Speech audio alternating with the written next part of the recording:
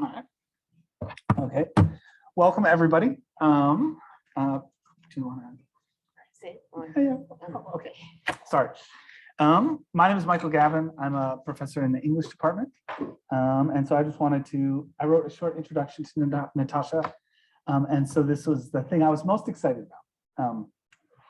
So first, let me say thank you to the various people who made today's event possible. I know this doesn't really matter to a lot of people in the room, but it matters a lot to me.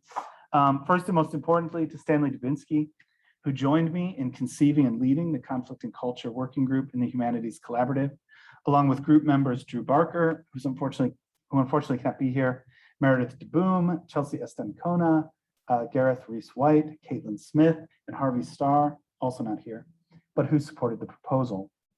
Thanks to Holly Crocker for her leadership, as well as to Lori Carey, Leanne Hansel, and Maureen Ryan for making the complex logistics behind a visit like this feel smooth and easy.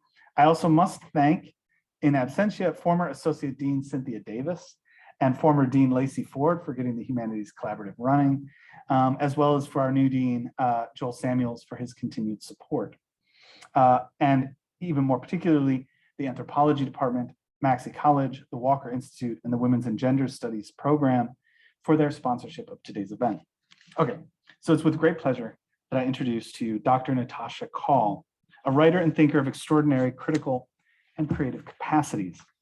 She has many titles: novelist, poet, politics and international relations academic, traveler, economist, and artist, to which I would add critic, feminist, controversialist, and scourge of online ethno-nationalist reactionaries. Dr. Kaul is a reader in politics and international relations at the University of Westminster in London with the Center for the Study of Democracy, having earned her joint PhD in philosophy and economics from the University of Hull in 2002. In 2009, her first novel, Residue, was shortlisted for the Man Asian Literary Prize, and her most recent work, Future Tense, was published by HarperCollins India in 2020. A brief glance at her CV will convince you that you could have been doing more with your life. Her writing has appeared in a wide range. I mean, like, we're the same age, which is really embarrassing. Really embarrassing. Her writing has appeared in a wide range of academic and public venues, and she's often interviewed on television to comment upon public events. I'm just say a little bit more. I know no one wants to hear me. Dr. Kaul's intellectual trajectory is evidenced in the titles of her early academic works. Her master's thesis was titled prosaically, Economics and Economic Decision-Making, Self-Serving Biases, Cognitive Dissonance, and Policy. A sort of boring sounding title, but one that already hints at key themes. A few years later, her dissertation was called Interrogating the Subject World of Economic Epistemology, Reimagining Theory and Difference. In 2007, her academic book, published by Routledge, was titled simply Imagining Economics Otherwise. It is the trajectory that reflects continuously growing confidence and ambition.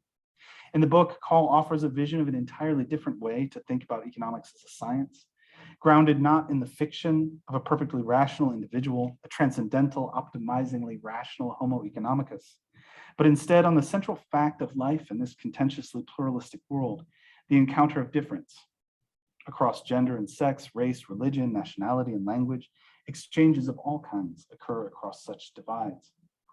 To imagine economics otherwise is not just to imagine a discipline different from itself, but rather to imagine an economic philosophy respectfully oriented toward otherness and difference as its constituent and fundamental notion of being.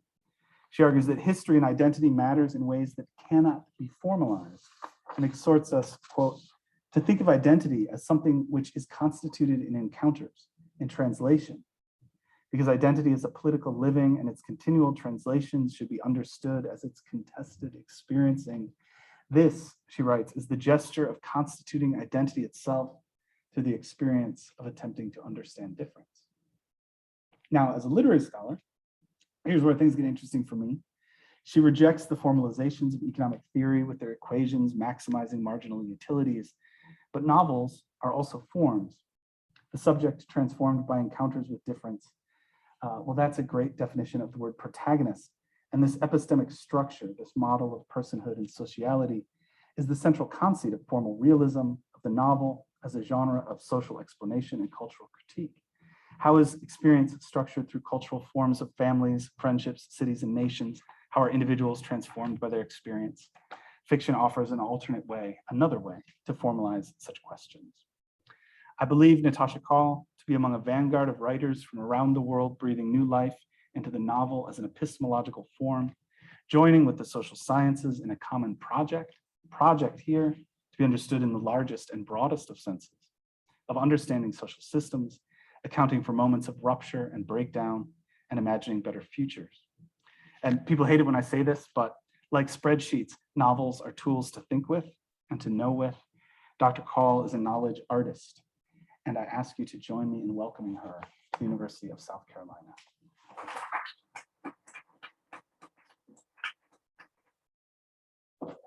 Sure. All right, thank you. Can everyone hear me? Yes, okay, great. Michael, your phone. I need it. Thank you. Thank you so much for that introduction. That was, very different to the sort of thing where somebody just says, well, this is what you've done and this is what you've published and this is, so that was actually very thoughtful. Thank you so much. And also, thank you to all those of you who are here and to those who may not be here, but who played a part in making this possible. Deeply grateful for this.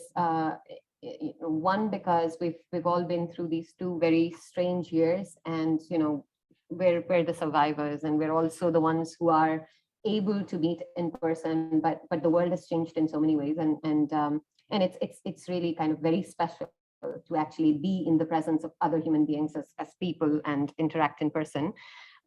So that's very special. But also to all of the people who physically, logistically, materially, in all other ways made this possible. Thank you so much. I really appreciate it. And of course, to the key architects of this.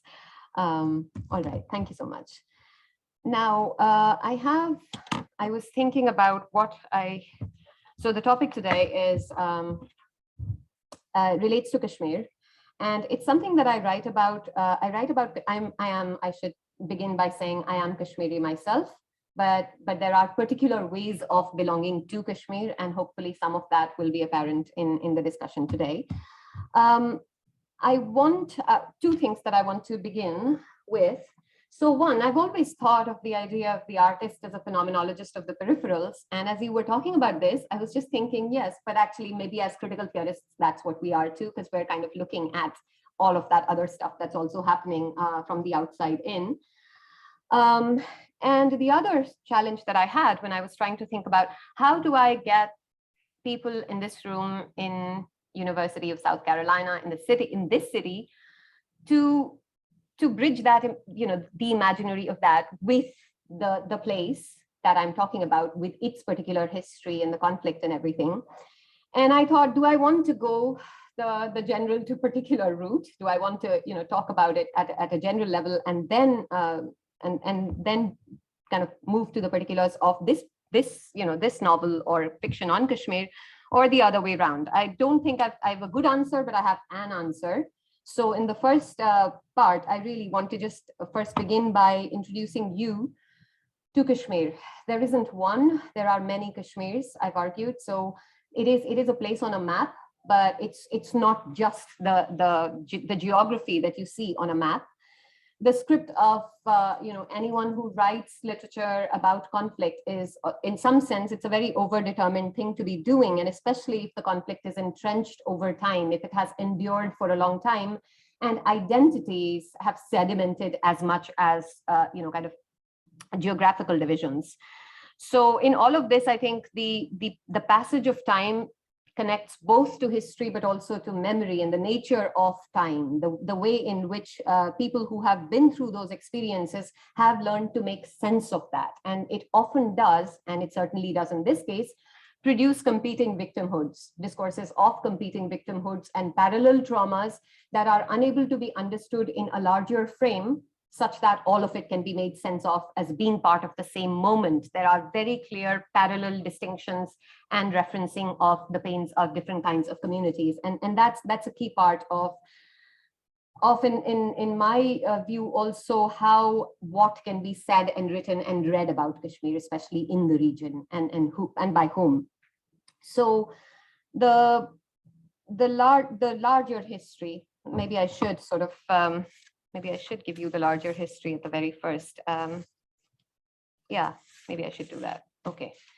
I'm going to maybe start from page, not the page 1 that I have here, but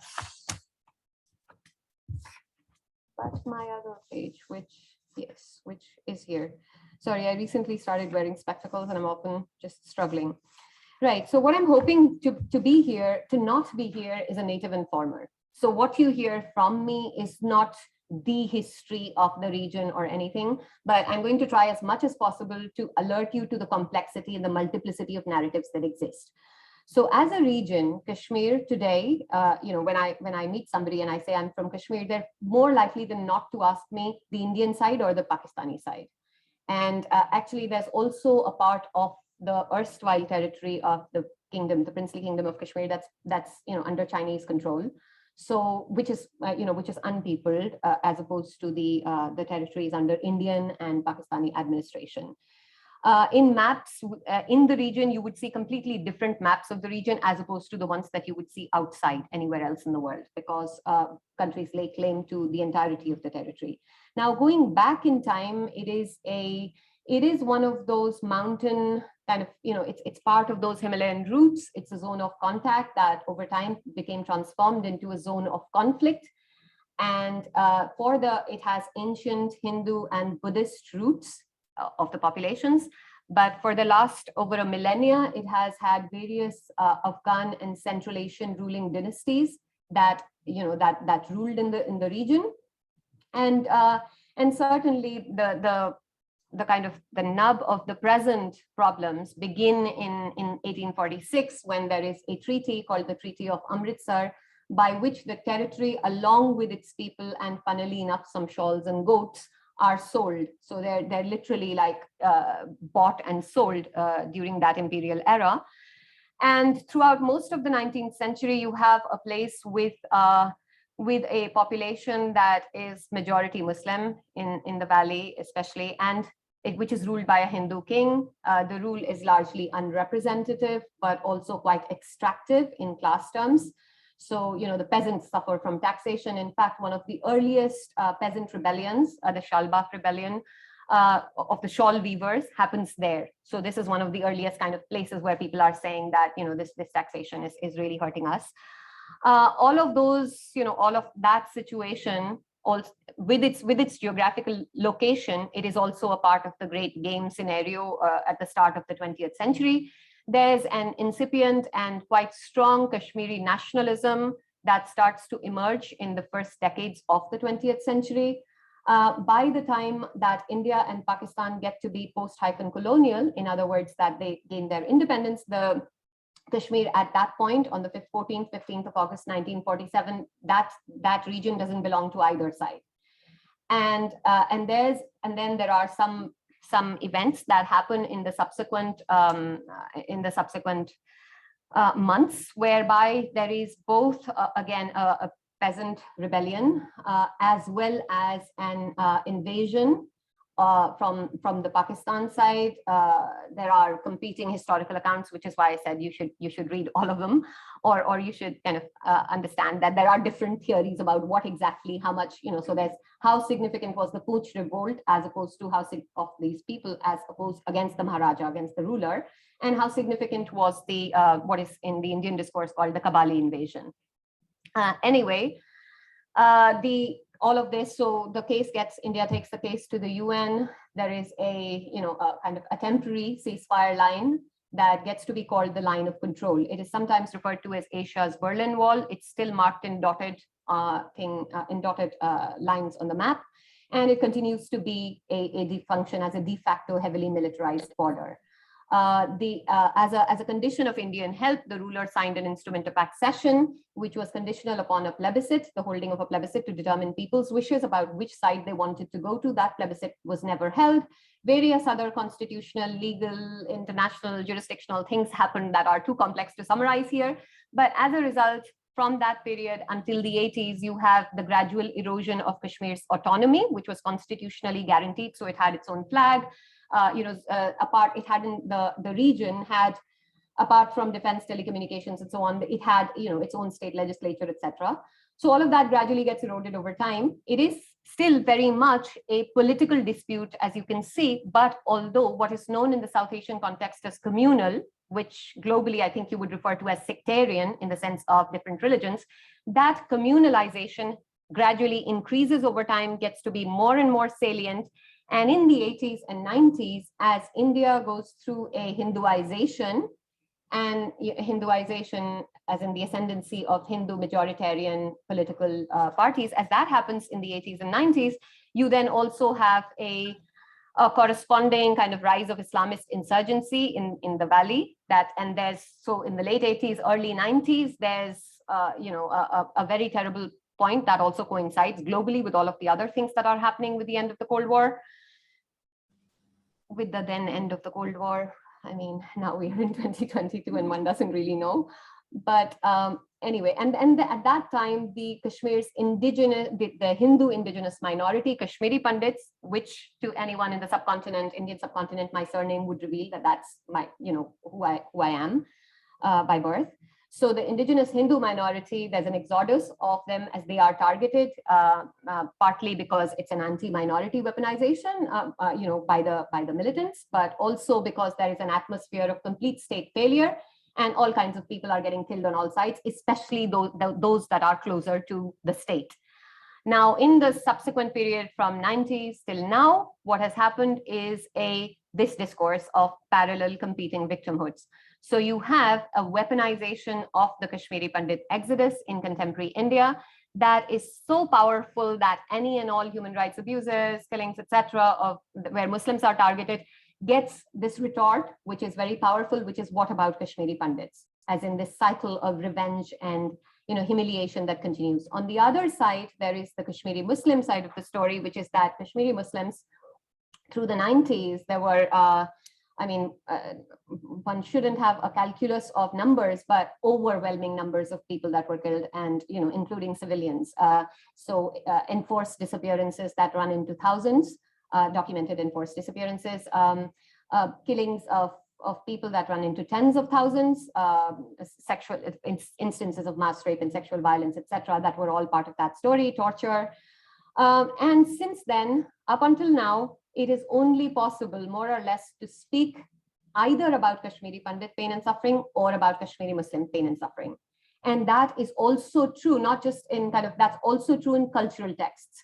So you will have books that are written to highlight Kashmiri Pandit pain and books that are written to highlight Kashmiri Muslim suffering.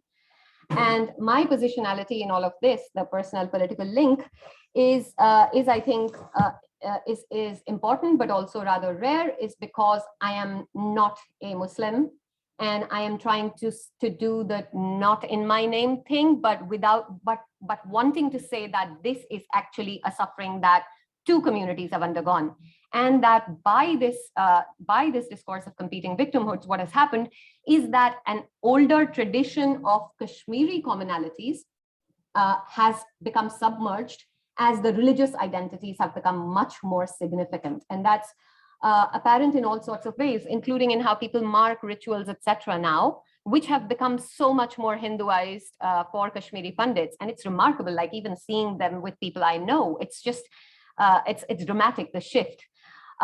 Whereas Kashmiri Muslims do not, and Kashmiri Hindus historically have not had that much in common with Indian Muslims and Hindus. They're not the exact same identities.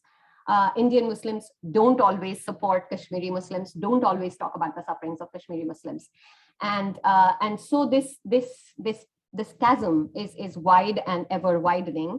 And it makes it really hard to talk about the conflict because of the distortion of these histories through the prisms of communal sectarian political projects that have functioned both at local, regional, and international levels through the diaspora.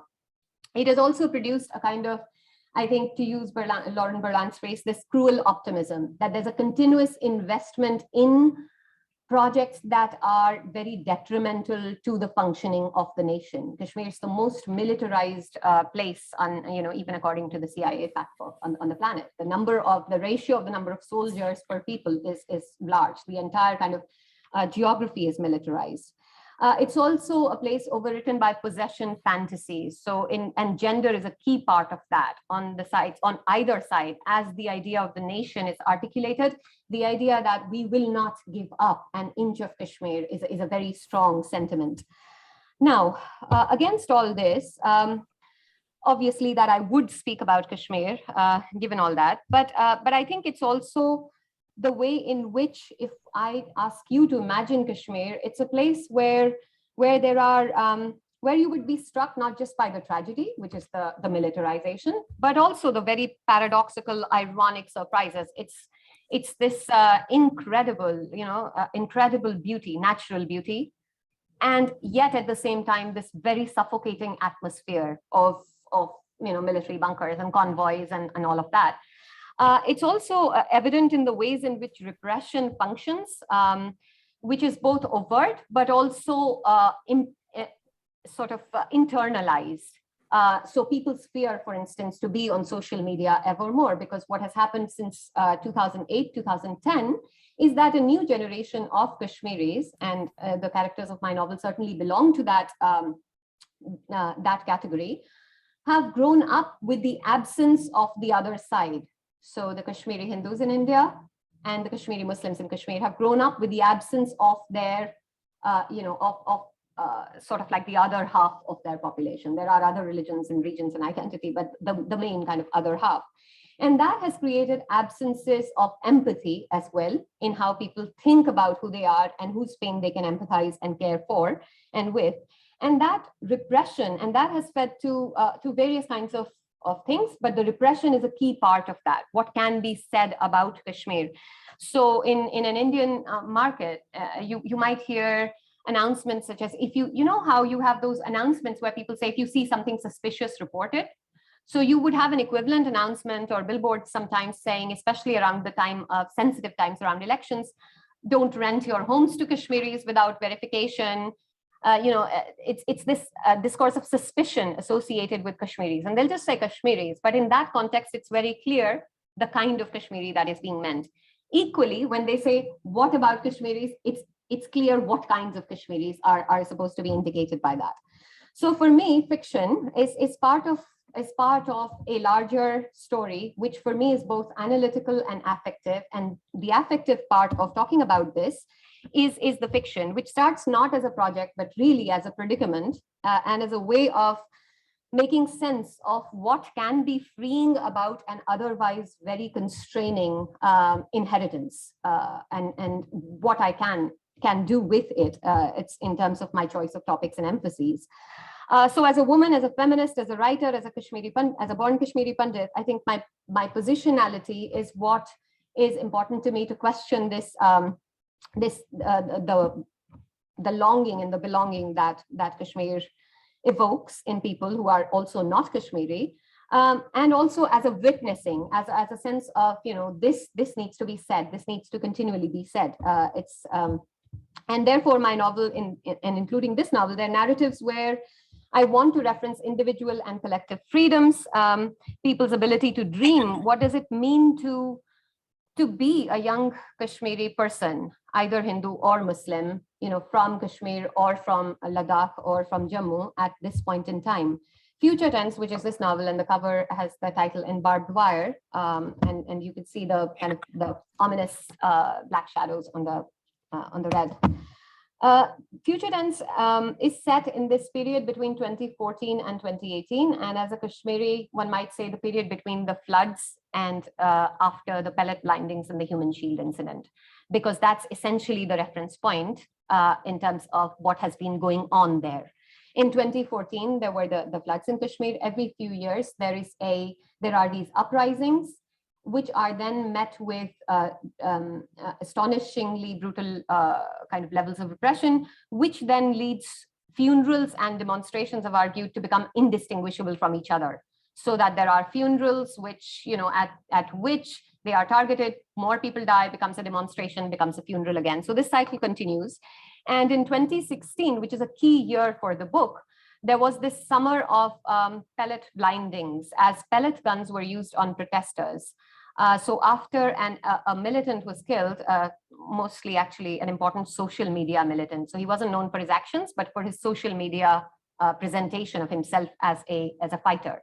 So after he was killed, there was this outburst of sentiment in the valley, and several protests that were targeted by where people were targeted by pellet guns that led to blindings on a large scale as people lost their sight. And by people, I also mean a 14-year-old girl standing at the window of her house, and other children and other non-protesters in the vicinity. So that pellet blinding thing plays an important role in the book, as well as the 2017 Human Shield incident, when a Kashmiri young man who was returning from, actually, paradoxically enough, casting his vote in a local election. And to participate in the election is actually already a very statist thing to do. So he was by no means, kind of like an anti-state person. He was returning from there, and he was used as a human shield by the army. He was tied to the front of a jeep and paraded along with a convoy. And that the army major who used him as a human shield was awarded for his bravery. It beggars belief, and you would think that this is the most egregious aspect of what's happening, but there's so much worse. The autonomy of the region was unilaterally kind of revoked overnight in August 2019, which is when a lot more people got to know of it. And for the next several months, there was the world's longest running internet and telecommunications ban in any democracy, as people were literally unable to use their phones. So I myself spoke at a congressional hearing here, which was about this human rights situation, to say that this is important. Now, therefore, what I see this as doing differently is to bridge across the Kashmiri Pandit, Kashmiri Muslim acceptable cultural positions, to question their silences, selective exceptionalism, and humanity. The framing not being an either or, but a both and. And this makes it something of somewhat problematic. In terms of the outline, like this, because of the way in which time features in conflict, it's set in 2016, the main part of the story. But it begins with what happened before the first section, then it goes to what happened after, and then what happened next to reference that point, the 2016. There are, as I said, the Human Shield incident, coupled with another incident where one of the main protagonists in the story, Shireen, who's a Kashmiri Pandit girl with an ambiguous name that won't immediately tell you whether it's Hindu or Muslim. And those names are a big problem in contemporary India. So if it's a Muslim man having a name that passes off as Hindu as well, then that leads to all sorts of complications, because people do not want domestic workers to be Muslims. So domestic workers, for example, will often adopt names that sound Hindu. And in the novel, there's that incident where the driver who takes who drives them at one point is actually one such person. So Shireen also has an ambiguous name. So at one point in the story, Shireen in Gulmarg, in this place, they're a group of people who are there together, the central characters of the book.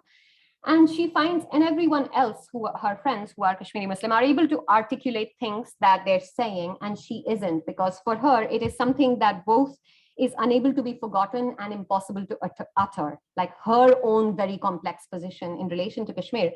And as she isn't able to do that, she's at that point also walking barefoot down a hill, and one of her friends, a Kashmiri Muslim friend of hers, says to her that, how can you be doing that? You're surely not Kashmiri. It's a joke. It's meant as a joke, but it provokes this huge outburst in her, my point with an incident like that, which in the context of the book, is an important part of its, one part of its climax, is how the trust, the deficits, the long-standing gaps of trust across the divides of religion play such a role that anything can be the spark that lights up a whole haystack of memories of injustices, and that does happen to her. The other thing that I want a book like this to convey is how all choices of all Kashmiris are always already contaminated by a kind of by a perception of what they politically mean. So for someone to take a job in the civil services, in the local civil services, doesn't just mean that they're working for this or that health or water or whatever agency or animal welfare agency. It means they've chosen to work as part of the state machine. If they are choosing to teach, that again has a specific meaning, right down to the way in which certain languages, and this might of course interest you for the linguists especially amongst you, that the use of language, of billboards, so the use of Kashmiri is an indigenous nationalist position. The use of Urdu and the use of Hindi stand for different ways of approaching one's position in relation to India or Pakistan. Likewise, emphasis on place names and so on. I'll speak about it tomorrow in Stan's class, but even this idea of Srinagar, the capital of what was the state of Jammu and Kashmir, the Indian administrative state. Now it's a union territory after this revocation. So therefore now it's governed directly from the center. But Srinagar is actually at one point in one dhaba restaurant split into Sri and Nagar, which transforms that and gives it an explicitly Hindu sense. Sri and Nagar reads a lot more Hindu than Srinagar read together. And so there are all sorts of complex and not always immediately visible ways in which identity is at work in how people are constantly judging, perceiving, being suspicious of, or unable to trust each other. There is, of course, a conscious circulation of ignorance in the Indian and Pakistani contexts about many of the actual complexities of Kashmir as a place. Now, I said to you at the start that I'm hoping not to be a native informer, but I'm also hoping not to just be a confessional autobiographical thing. So because I think it's important for it to be something more than just this thing that I'm trying to say. And I think from there on, I really want to link it with the idea of outsiderness, that thing that I said at the start about the artist being a phenomenologist of the peripherals. So I think I was really just thinking about this afternoon of how to get this across.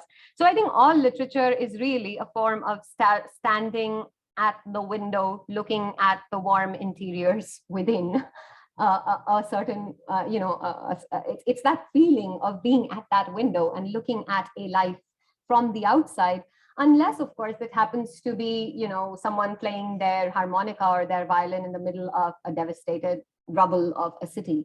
In a sense, it's what I mean by that, there is an outsiderness, but also an element of constant, perhaps absurd and quixotic sort of hope in trying to tell these stories, even knowing how little they might be able to accomplish in a world where many other things are far more powerful to keep holding on to the magic of stories.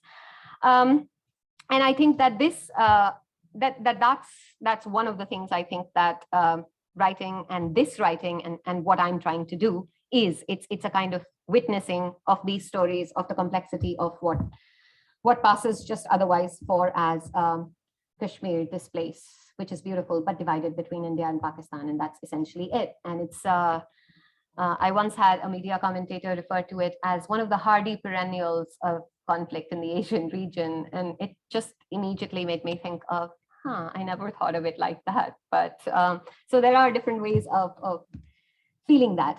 I think it's also, I think when telling these stories, it's also a kind of, obviously, an element of essentializing is important. But I think that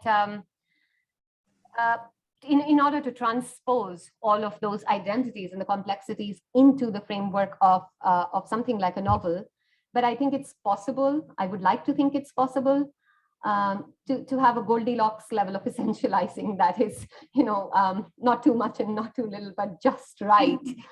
Because you have to be able to have I feel like it is important to have a way of situating the voices of people who are experiencing different kinds of trauma.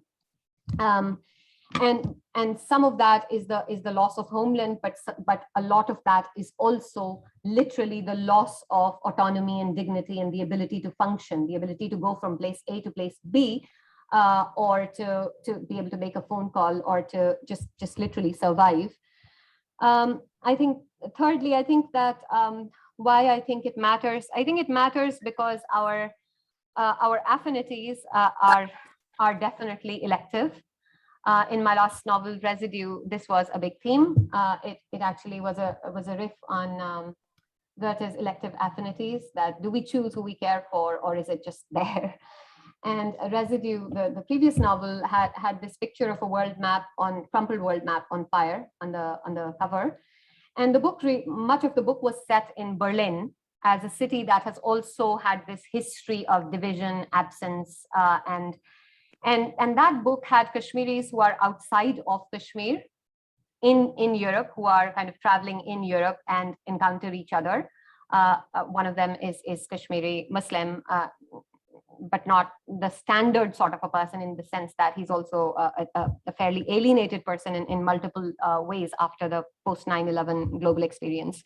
So in that book, also, I think, and in this one too, I'm trying to constantly use literature and writing in the book as a medium of saying that we can choose to care for things that don't automatically flow from our genetics or our geography or our physical location.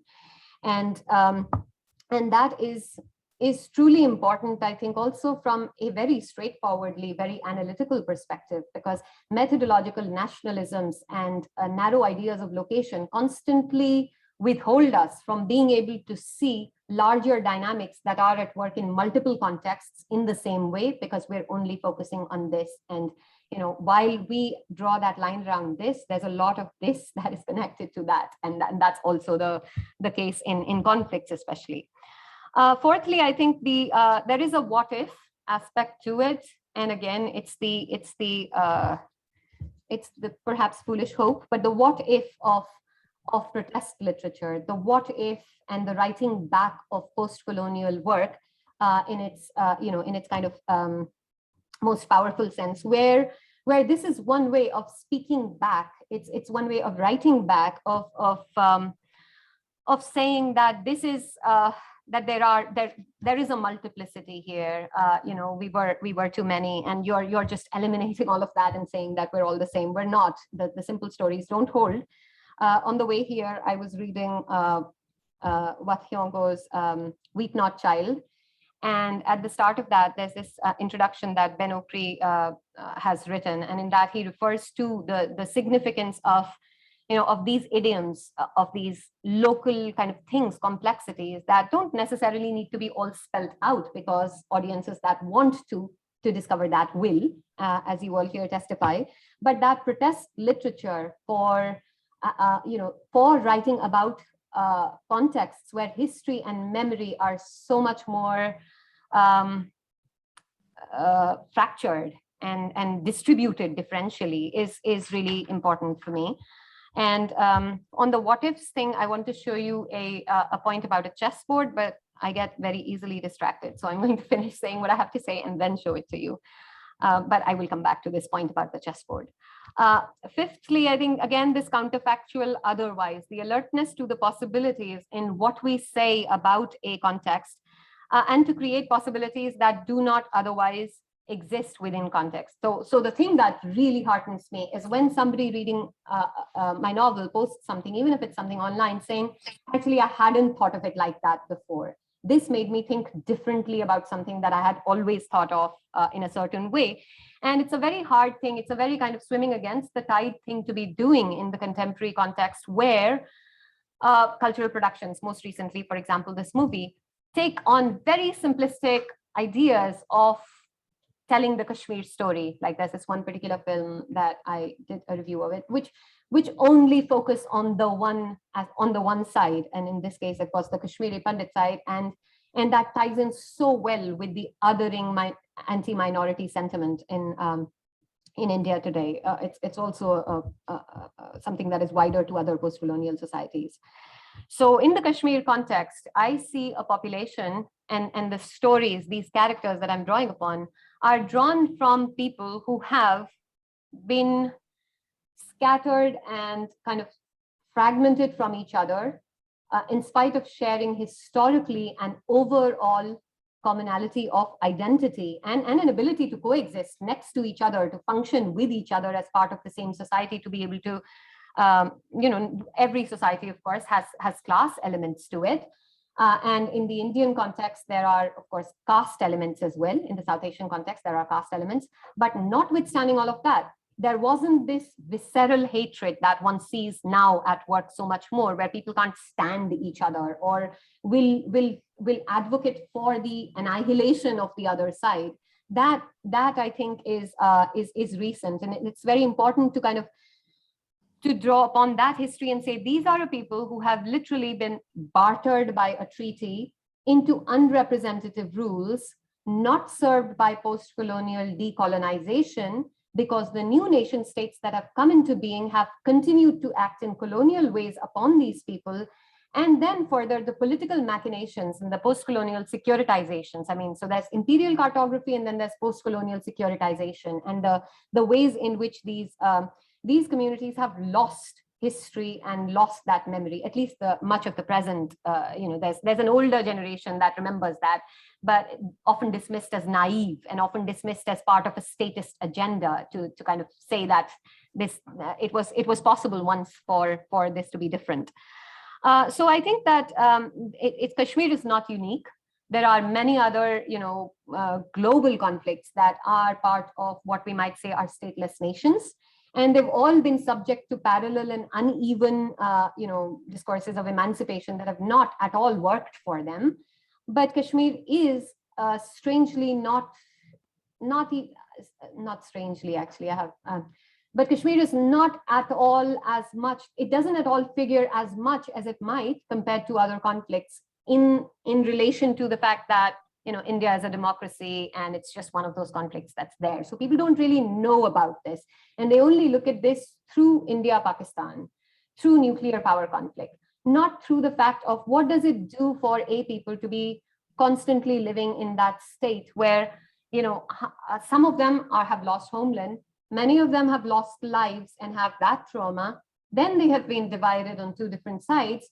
And now there are other constitutional, jurisdictional things that are further dividing them. It's a tremendous, I think, a tragedy.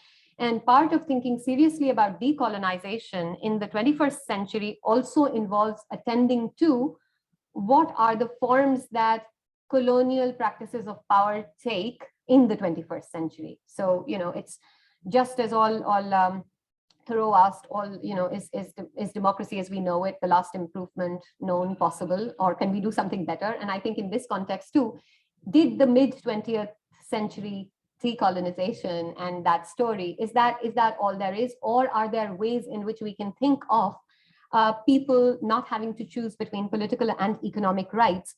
And I think literature can challenge identities, tell these different stories, and draw attention both to the sense of pain and suffering, as well as to the resilience beyond the newspaper accounts of violence, where we have an arithmetic of numbers of people affected in different ways, by saying that these are lives marked wherever they are by the way in which this conflict functions. So it's, I think, so for me, this is about memorialization, drawing attention to the plurality and to the possibility of reconciliation, to the possibility that an otherwise is also always possible, while acknowledging the loss. There is truth and reconciliation, but it has to begin from somewhere. And lastly, I want to just show you a few. Okay, this is the mouse. Three things. So this is the first. It's there's a lot of work that exists out there, and you can find it all. But I just want to draw attention to some pictures. So this is a photo essay. I'll just look at the non-academic work that I've done on this, some of it. So this is a photo essay. This is a view of Kashmir Valley from the top. Pictures I took. This is Burhan Wani was the name of that militant who was killed, and that sparked the 2016 protests. Just that very name, actually, as is clear in the novel, works as a shibboleth. Different communities react differently to just what that name is. Convoys, every other vehicle has to stop and give way to them. constant security checks, etc. The sad part, like a child this old will tell you the names of the different kinds of military trucks because they're so used to that atmosphere. They'll say, oh, this is that vehicle, this is that vehicle. So it's very much a part of language and vocabulary. Graffiti. Graffiti also that's constantly written over and changed.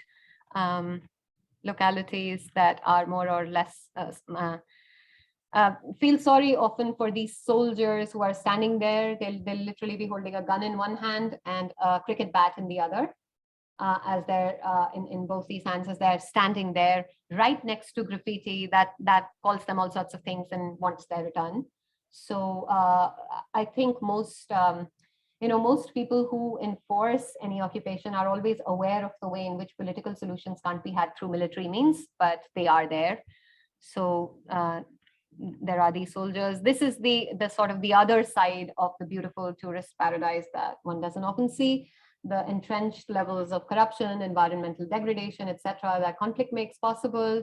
The way in which things are only referenced if they feed into specific political agendas. That's a freedom graffiti that has been converted into a free SIM. We want a free phone SIM graffiti. So that SIM is Jio is a company by one of the kind of big corporate houses in India, backers of the current government. So it was meant to be we want freedom, but it's been changed to we want Jio SIM free. Soldiers, again, drawing attention.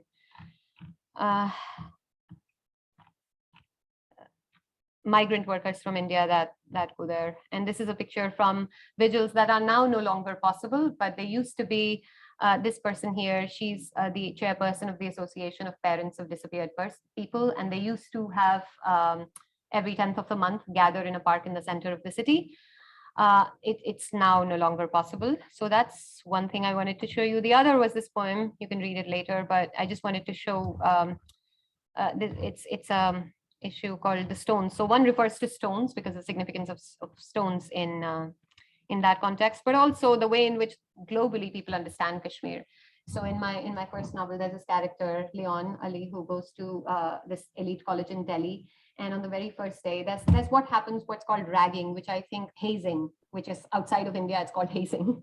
So he's, as part of that, he's met with a group of people and they're like, okay, you're Kashmiri, sing, Kashmir is a Led Zeppelin song, sing us that song. So so Kashmir is actually the name of a fabric. It's an Icelandic novel. It's an American song. It's an English warship. It's the name of a paisley patterned bikini. And this is just all of the numbers here refer to specific instances in the history of the region. And the very last thing is this. So this is this just, I think, made my day, year, forever. One of my favorite books is George Eliot's Felix Holt, The Radical, from 1866. And at the time of the pandemic, it's a massive book. At the time of the first months of the pandemic, I was reading that at home.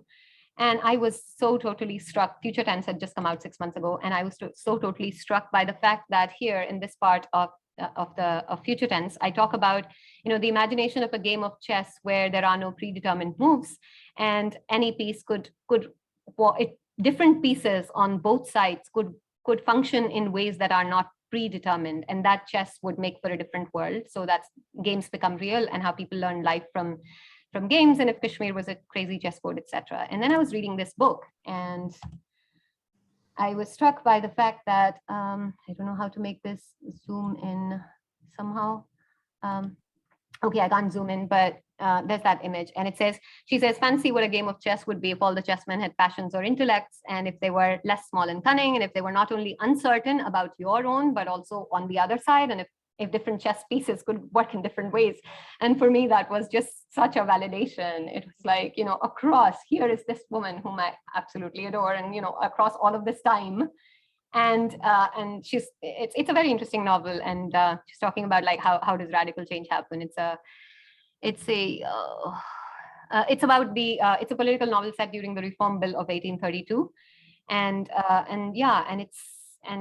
just the idea, I think that fundamental idea is of, if we could move beyond certain entrenched positions to think things otherwise, then we might be able to do better at add stuff. So I'll finish there and Q&A. Sorry if I've gone on for too long. It's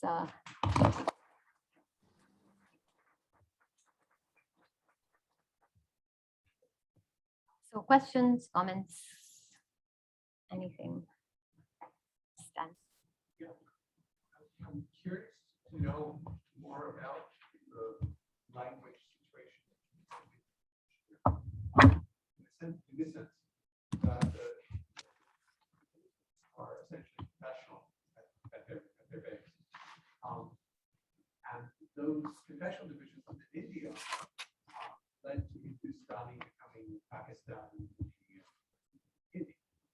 And I'm wondering to what extent this French conflict has caused basic, everyday Kashmiri, spoken by pundits and Kashmiri Muslims, to drift apart in some perceivable way. So, yeah, absolutely. I mean, there's two parts. So there's the kind of historical position related thing of the bargaining of the territory. So can I just use this? Or maybe if I move out of that, I'll try and do this here. So I'm not too far off. I don't know because, so this is, I'm not drawing the rest of India, just the top. So this is how you would see Kashmir in the Indian context on any school map. But this is the sort of like the line of control here. So that's the Pakistan region, and then there's different bits there. And this is that's the Chinese part, and then there's the Ladakh part here, and then there's Kashmir Valley in Jammu and the rest of India. So so as you go actually even from maybe Srinagar to Leh, you will see so many different combinations of identity and language. So you will, and that's almost, so actually the north part shares a border with Xinjiang, with, East Turkestan. So if you think about the fact that there is the border, but all of those identities, it's so visible, like literally going up, people's names, they might be like Buddhist Muslims. So you go from Shia and mostly Sunni and some Shia Muslims to going up to you would have kind of people who would have a mixture of Buddhism and kind of Islam as well, and then you would go up, and then of course there's reflects in names, reflects in place names, and in the Indian context, which is the second part of your question, how does it refer? So the Kashmiri language is of course spoken mainly here, not on this side, and not so much here. There are different languages. There'll be like other languages here. And so Kashmiri is from this side. So language is the kind of the indigenous, so Kashmiri Pandits and Kashmiri Muslims in Kashmir would be, or out of Kashmir, would be the ones who would speak the Kashmiri language, which is called Kashmir. Increasingly now people want to use different words. So for instance, there's the thing of, do you want to say Ramzan or Ramadan? That has a thing. Then, so originally you would have Hindu, so Kashmiri Pandit Lunar New Year, used to just be Kashmiri Lunar New Year, was 2 days ago. It falls on a different date every year on the 2nd of April. So initially you would say, for years, most of my life, people would say Navre Mubarak. Navre is the New Year. Or Herat, which is Sri Shivratri, Herat Mubarak. Now there will be people who will in India not use the word Mubarak. They'll use the name of the festival, but they'll say Shubh Kamnaye or something, which is a kind of Hindi derived version of felicitation. So there are those sorts of changes in how people used to. So Mubarak is a word that people may not use as much if they feel a certain way politically. So there are those differences, as well as place names. People will refer to the same place differently. So Muslims will often refer to what Hindus refer to as Anantnag, Muslims will refer to as Islamabad. And then there are kind of dialect sorts of ways in which the name of the place, like people will say, and this is actually 2 villages where women were subject to mass rapes, that Kunan Poshpora. So the written form would be Kunan Poshpora, but a Kashmiri speaker would say Kunan Poshpor, Kunan Poshpor. So there are also ways in which, of course, people seek to either preserve a certain way of Kashmiri kind of linguistic identity, but also certainly in the kind of mainstream Indian context, there's a lot of pressure to change and to conform that. So Kashmiri Hindu festivals like Shivratri, which is got the kind of marriage of Shiv and Parvati. Shiv is a kind of Hindu god. Kashmiri Hindus are Shaivites. So that festival falls for Kashmiri Pandits on one day before the Indian festival, the same Hindu Indian festival of Shivratri. So now people will often sometimes try to have it on the same day. There are those sorts of attempts to kind of align religious, regional, religious, linguistic, and rituals with Indian Hindu rituals. There's definitely that thing of the trying to bridge that and say we're the same people, and in fact, they're not Kashmiri Pandits, but they're just Indians. So there's that discourse that's pushed quite a bit. Yeah, I'm trying to think if there are examples of places and rituals. I think are the first ones that come to mind. On billboards, I mean, so I had a Kashmiri friend of mine in a cafe in Srinagar, and there was this kind of thing, and on the glass or whatever, it said in Hindi. Now, Hindi, which is the main script derived from Devanagari, in India, people in Kashmir cannot read Hindi. It's not their main thing, right? They would be reading either like the more common languages to them would be Urdu or English if they're kind of undergoing a certain education, or Urdu, which would be kind of the Indian thing that is derived from Persian, etc. So Urdu would be the main script. Now you would see in Srinagar more and more billboards that have Hindi script on them. And this person went to me like, what does it say? I can't read it. It said water, but he couldn't read it. So there is a way in which, office billboards and things like that increasingly will have English, Urdu, but also Hindi. And Hindi is not a script that people there historically have known. In Hindi, in the Devanagari script, yes. Kashmiri, no, Kashmiri, I'm talking about in Kashmir. So Kashmiri Pandits, if they are in India, of course, anyone in India, Muslim, Hindu, will know Hindi through the Devanagari script. But say in Srinagar or in Kashmir, people will more likely know Urdu rather than Hindi. So now there's kind of, now there's Hindi also, which is a big change actually from even 2015 or 2009 or something. Like now there's more Hindi script. And I don't know how much that is taught at schools, or I'm sure that people will increasingly be as part of survival be learning more of that, because it's clearly the visibility of it has increased over time. The script that is the Hindi script. On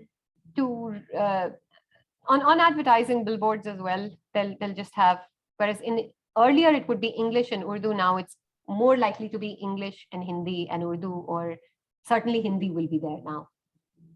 And that's a political thing. Kashmiri language itself, the university there, I don't think up until maybe just a couple of decades ago, there wasn't a department of Kashmiri language.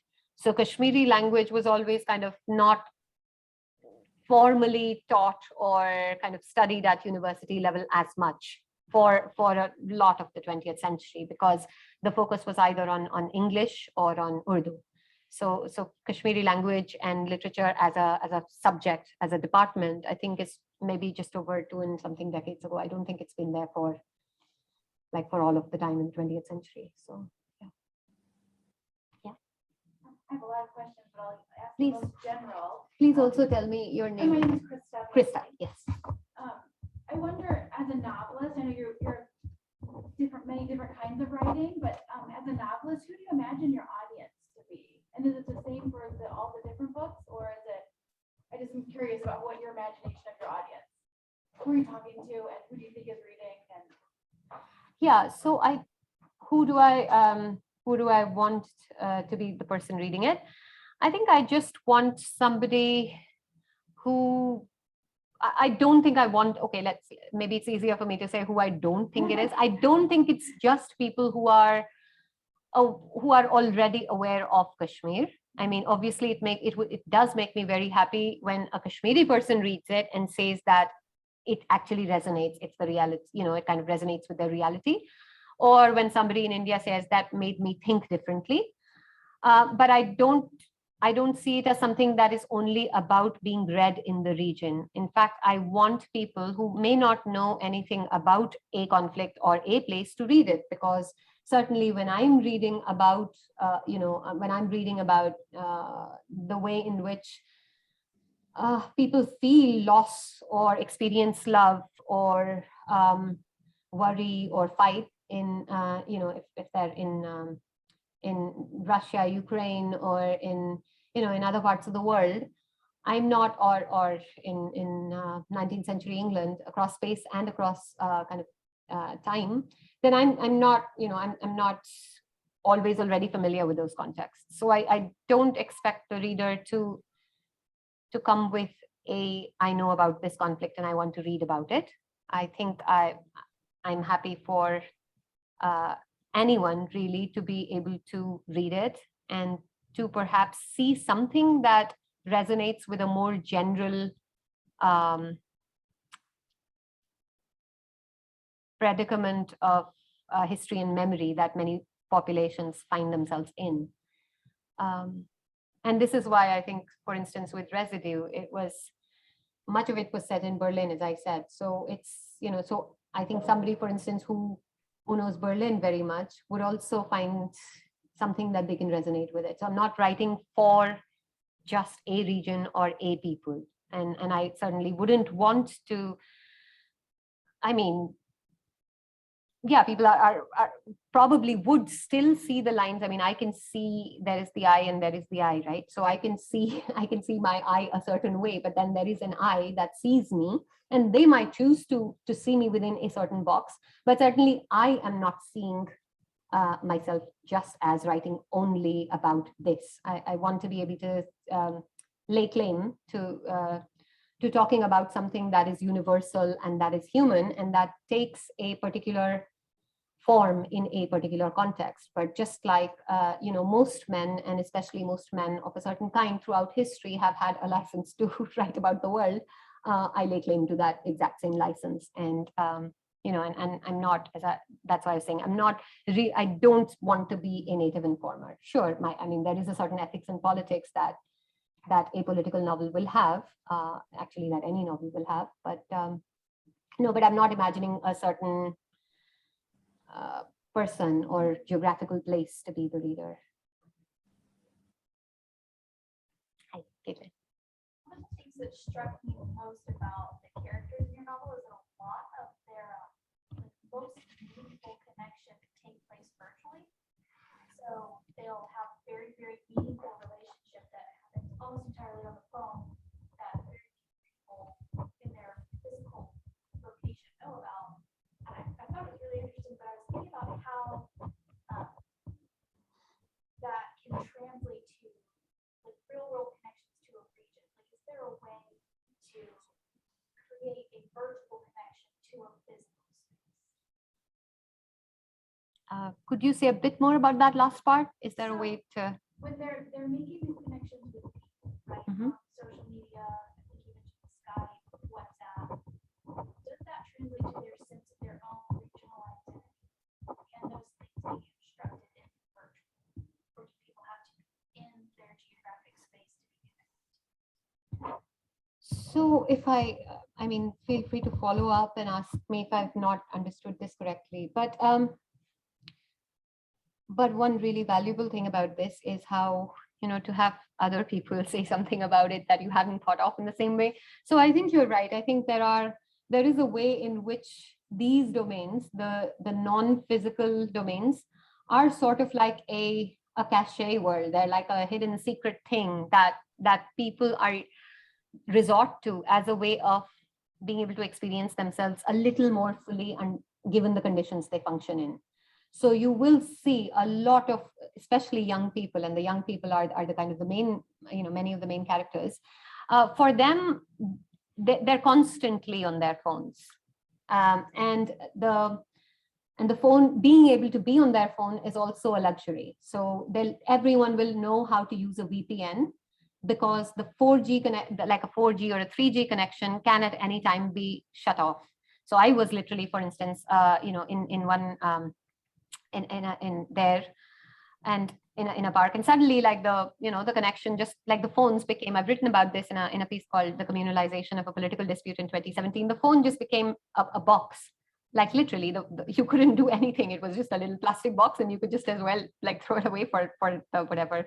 So that, and at that point, I'm walking down this road, and there are auto drivers and others, and everyone's just talking to each other. Oh, is that connection still working? Because there are 3 or 4 different providers, and people are just like exchanging, trading this information about which connection is likely to last for another half an hour, and can they borrow each other's phones? And then suddenly all phones after that just stop working.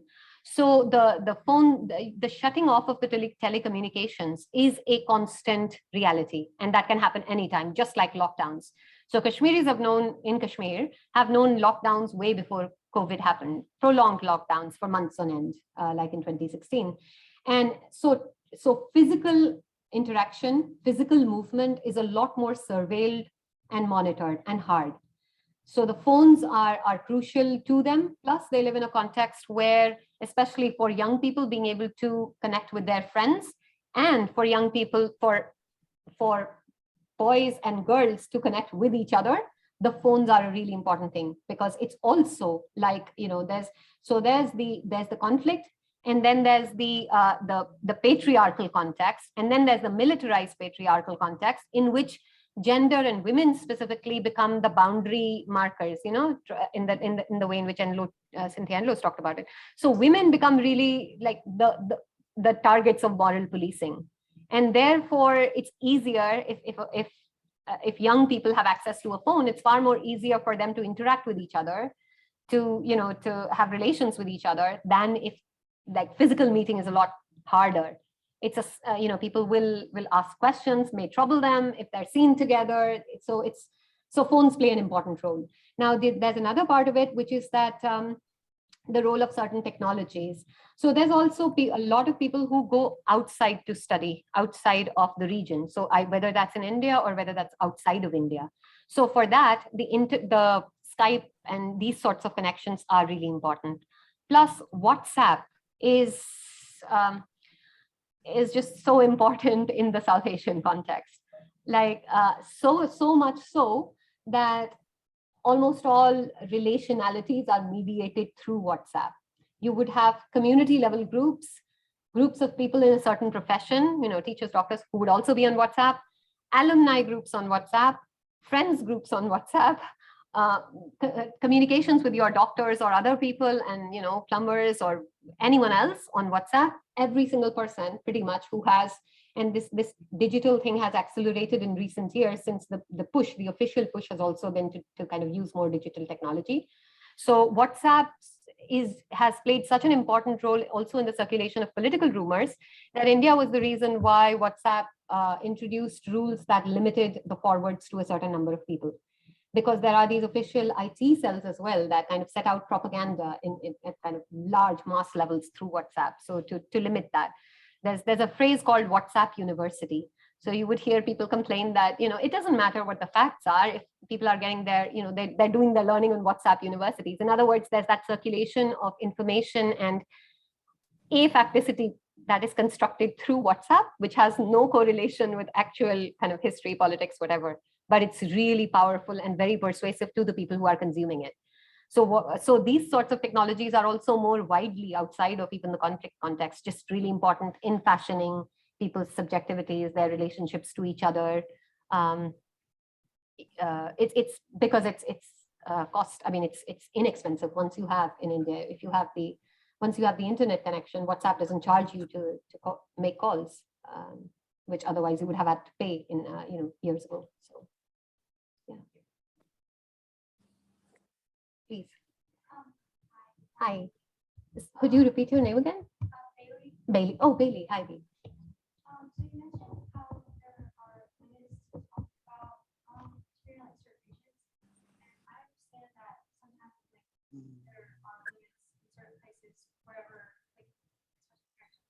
you have no limits on talking about it. It still feels like you're limit on talking about it. So what gave you the courage to be able to highlight, especially in elections? So I think that all societies have limits on what can be talked about. They're almost always kind of failed limits, because all limits also at some point or another by someone or another get transgressed. So essentially, I think systems are broadly okay if that doesn't have too much amplification. So, if that's not super. So if I'm writing a novel or doing academic work on Kashmir, that's not the same as an ideologue who's on prime time on a hyper-nationalist right-wing channel at 9 p.m. and doing that version of truth for half an hour, because that's going to be watched by literally a billion, whatever, like large numbers of millions of people. So it's also the media, that critical progressive media or kind of the non-hyper-nationalist media is, that's a different space. It's actually a very hard to stomach space, like that, constantly loud and shouting at each other. There are television anchors who play a crucial role in sustaining the current political climate through how they present their version of the truth. So there are limits, but those limits pertain to how the mainstream functions, like the mainstream, which is, and most reading books is a what's the word for it? Reading books is not as common as one wants it to be, right? Not everyone reads books. Most people just watch TV and get their news from those TV channels. So people who read books are expected to be able to think critically anyway. So it's also that McLuhan thing about medium and message. The point about what makes it so, it is hard. I don't know if I don't think at any point if I made a conscious decision and said, I am going to or not going to talk about this. I think it's just a part of an aleatoriness. I don't know what I'm going to be talking about, but I know that I have to be able to say what I feel, and that's determined by my particular experience. So my particular experience is, and I didn't get into this part, but if I look back at my own life and I look back at the life of the nation, and I look back at the fact that I was born during the peak of the suspension of democracy in the country during the emergency in the 70s, and then grew up through that period of how, there's this kind of dramatic shift away from a secular nationalist Nehruvian sort of India with all its faults into this present kind of, very, very hyper-nationalist doesn't even capture all of it. It's a very scary kind of heading in a very scary proto-fascist direction. So if I look at that, and then if I look at where I'm supposed to be from, and some of this comes through with the characters in Residue as well. At school, I was this part of some of it, obviously all stories, some aspects of them draw from life, but in complex ways. So at school, people would be like, oh, you're from Kashmir. And I would say yes, because it was very rare to have Kashmiri children at school. So in Delhi. And then they would say, so you know the Kashmiri language? And I would say yes. And then they would say can you please sing some or say some for us? So there was clearly an other exotic position that before I was even aware of it, I knew that people made me feel that I was somehow there, but not from there. I'm not, this is some kind of transit space. And then of course, having sort of the inheritance from my parents of their loss of, place and memory and history. And then just all of these kind of, real experiences of seeing that shift in the country over time, and seeing those divides grow more and more salient has probably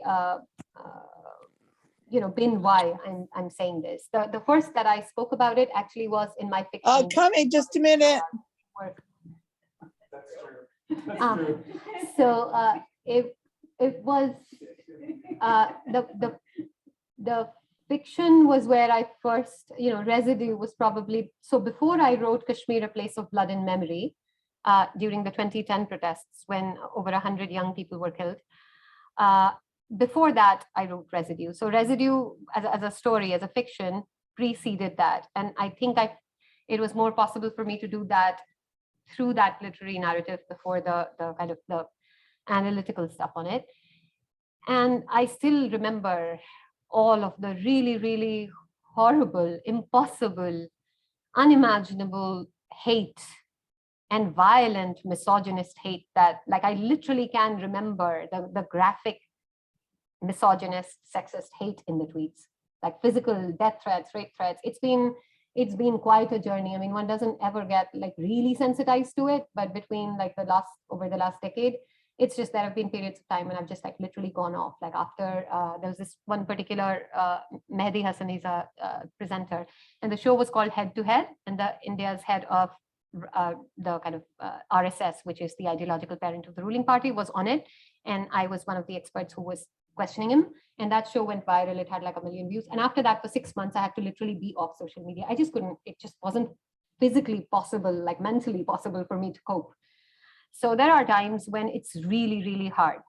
And I don't think that I don't think it's possible all the time I don't think it should be necessary. I think more people also need to know about how hate circulates in different media, so that there can be more institutional and other kinds of solidarities and understandings, and so people understand what it means to be able to speak truth to power. Because if I'm, and if I'm in a certain context, I may be more or less safe, but it's always hard. You never know with, with these kinds of extremist individuals who make it their business to just do that online all the time. So yeah, it's a constant struggle. So I don't think there's a moment for me that.